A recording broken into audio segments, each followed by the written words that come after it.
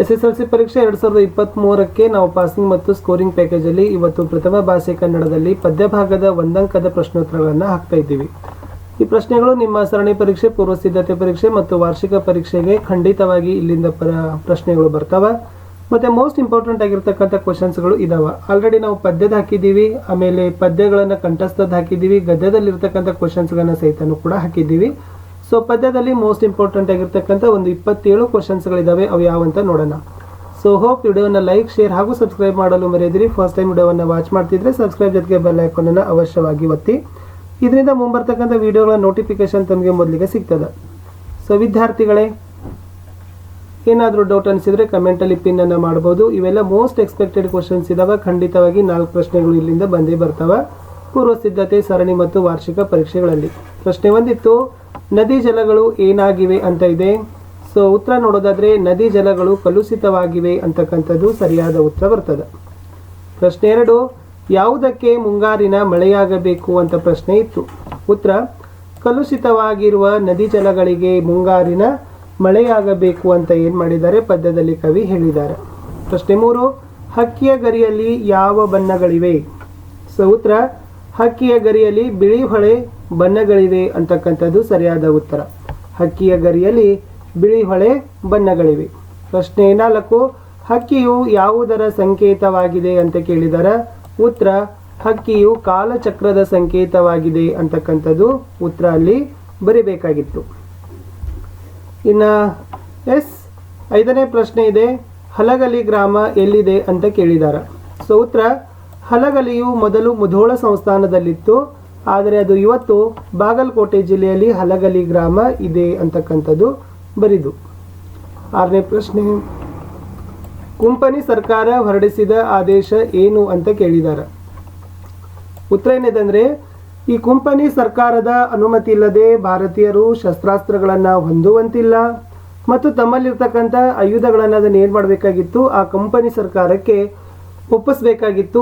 ಇದು ಇತ್ತು ಕುಂಪನಿ ಸರ್ಕಾರದವರು ಹೊರಡಿಸಿರ್ತಕ್ಕಂಥ ಒಂದು ಆದೇಶ ಆಗಿತ್ತು. ಆಯುಧಗಳನ್ನು ಇಟ್ಟುಕೊಳ್ಳುವ ಹಾಗಿಲ್ಲ, ಮತ್ತು ಆಯುಧಗಳನ್ನು ಏನು ಮಾಡಬೇಕಾಗಿತ್ತು, ಅದು ಬ್ರಿಟಿಷರಿಗೆ ಒಪ್ಪಿಸಬೇಕಾಗಿತ್ತು. ಮುಂದಿನ ಪ್ರಶ್ನೆ ಸಂಖ್ಯೆ 7, ಕುಮಾರವ್ಯಾಸರ ಆರಾಧ್ಯ ದೈವ ಯಾರು. ಸೊ ಉತ್ತರ, ಕುಮಾರವ್ಯಾಸರ ಆರಾಧ್ಯ ದೈವ ಗದುಗಿನ ವೀರನಾರಾಯಣ ಅಂತಕ್ಕಂಥದ್ದು ಸರಿಯಾದ ಉತ್ತರ ಬರ್ತದೆ. ಮುಂದಿನ ಪ್ರಶ್ನೆ ಇತ್ತು 8, ಅಶ್ವಿನಿ ದೇವತೆಗಳ ವರಬಲದಿಂದ ಜನಿಸಿದವರು ಯಾರು ಅಂತ ಕೇಳಿದ್ದಾರೆ. ಇಲ್ಲಿ ನಕುಲ ಮತ್ತು ಸಹದೇವರು ಅಂತ ಇಬ್ಬರು ಬರ್ತಾರೆ.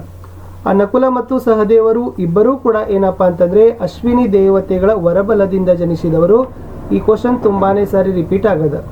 ಪ್ರಶ್ನೆ 9, ಅಶ್ವಯುಜ ಭತ್ತದ ಗದ್ದೆಯ ಬಣ್ಣ ಯಾವ ಹಸುರಿನಂತಿದೆ ಅಂತ ಕ್ವಶನ್ ಇತ್ತು.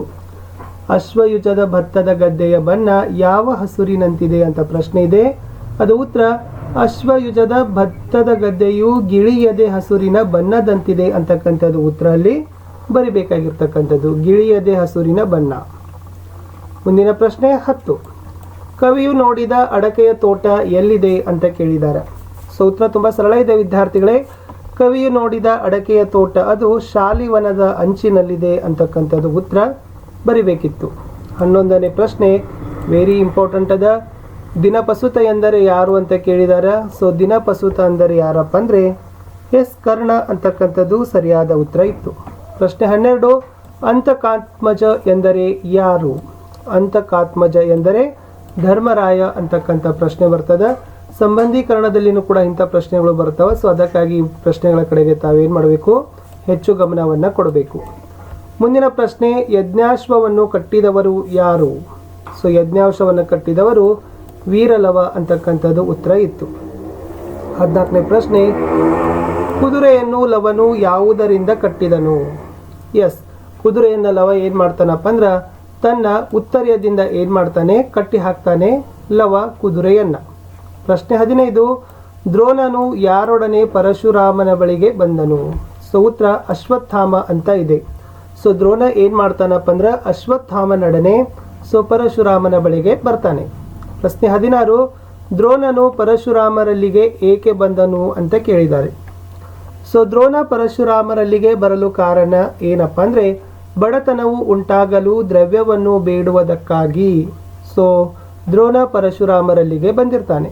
ಪ್ರಶ್ನೆ 17, ಹಕ್ಕಿಯು ಯಾರನ್ನ ಹರಸಿದೆ? ನೋಡಿ, ಹಕ್ಕಿಯು ಹೊಸಗಾಲದ ಮಕ್ಕಳನ್ನು ಹರಸಿದೆ ಅಂತಕ್ಕಂಥದ್ದು ಸರಿಯಾದ ಉತ್ತರ ಇತ್ತು. ಪ್ರಶ್ನೆ 18, ಹಕ್ಕಿಯ ಕುಂಚಗಳು ಎಲ್ಲಿಯವರೆಗೆ ಚಾಚಿವೆ? ನೆನಪಿಟ್ಕೊಡ್ರಿ, ಹಕ್ಕಿಯ ಕುಂಚಗಳು ದಿಗ್ಮಂಡಲಗಳ ಆಚೆ ಚಾಚಿವೆ. ಸೊ ದಿಗ್ಮಂಡಲಗಳ ಆಚೆ ಹಕ್ಕಿಯ ಕುಂಚಗಳು ಚಾಚಿಕೊಂಡಿವೆ. ಯಾವ ಘಟನೆ ಹಲಗಲಿ ಲಾವಣಿಗೆ ಕಾರಣವಾಗಿದೆ ಅಂತ ಕೇಳಿದಾರ. ಉತ್ತರ, ಹಲಗಲಿಯ ಬಂಟರು ಮಾಡಿದ ಹತಾರ ಕದನ ಎಸ್ ಹಲಗಲಿಯ ಲಾವಣಿಗೆ ಕಾರಣ ಆಗಿದೆ ಅನ್ನೋದು ಉತ್ತರ ಇತ್ತು. ಪ್ರಶ್ನೆ 20, ಹಲಗಲಿಯ 4 ಪ್ರಮುಖರು ಯಾರು? ಇಲ್ಲಿ ಪೂಜೇರಿ ಹನುಮ ಬರ್ತಾನ, ಬ್ಯಾಡರ ಬಾಲ ಬರ್ತಾನ, ಜಡಗ ಬರ್ತಾನ ಮತ್ತು ರಾಮ. ಈ 4 ಜನ ಯಾರಪ್ಪ ಅಂತಂದ್ರೆ ಹಲಗಲಿಯ ಮುಖ್ಯವಾಗಿರ್ತಕ್ಕಂಥ ಹಲಗಲಿಯ ದಂಗೆಗೆ, ಹಲಗಲಿಯ ಕದನಕ್ಕೆ ಕಾರಣವಾಗಿರ್ತಕ್ಕಂಥ ವ್ಯಕ್ತಿಗಳೇ ಪೂಜೇರಿ ಹನುಮ, ಬ್ಯಾಡರ ಬಾಲ, ಜಡಗ ಮತ್ತು ರಾಮ. ಪ್ರಶ್ನೆ 21, ಕುಮಾರವ್ಯಾಸನಿಗಿರುವ ಬಿರುದು ಯಾವುದು ಅಂತ ಕೇಳಿದ್ದಾರೆ. ಇಲ್ಲಿ ರೂಪಕ ಸಾಮ್ರಾಜ್ಯ ಚಕ್ರವರ್ತಿ ಅಂತ ಬರ್ತದ. ಇಲ್ಲಿ ಕುಮಾರವ್ಯಾಸನಿಗಿರ್ತಕ್ಕಂಥ ಬಿರುದು ರೂಪಕ ಸಾಮ್ರಾಜ್ಯ ಚಕ್ರವರ್ತಿ. ಪ್ರಶ್ನೆ 22, ಹಸುರು ಎಂಬುದು ಯಾವುದನ್ನು ಕಂಡು ಪ್ರೇರಿತವಾದ ಕವನವಾಗಿದೆ? ಅಶ್ವಯುಜ ಮಾಸದ ನವರಾತ್ರಿಯಲ್ಲಿನ ಪ್ರಕೃತಿಯ ಹಸುರನ್ನು ಕಂಡು ಪ್ರೇರಿತವಾಗಿದೆ ಅಂತಕ್ಕಂಥದ್ದು ಸರಿಯಾದ ಉತ್ತರ. ಹಸುರು ಅಂತಕ್ಕಂಥದ್ದು ಅಶ್ವಯುಜ ಮಾಸದ ನವರಾತ್ರಿಯಲ್ಲಿನ ಪ್ರಕೃತಿಯ ಹಸುರನ್ನು ಕಂಡು ಅದನ್ನು ಏನು ಮಾಡಿದ್ದಾರೆ? ಪ್ರೇರಣೆಗೊಂಡಿದ್ದಾರೆ. ಪ್ರಶ್ನೆ 23, ಕವಿಗೆ ಹುಲ್ಲಿನ ಹಾಸು ಯಾವ ರೀತಿ ಕಂಡಿದೆ?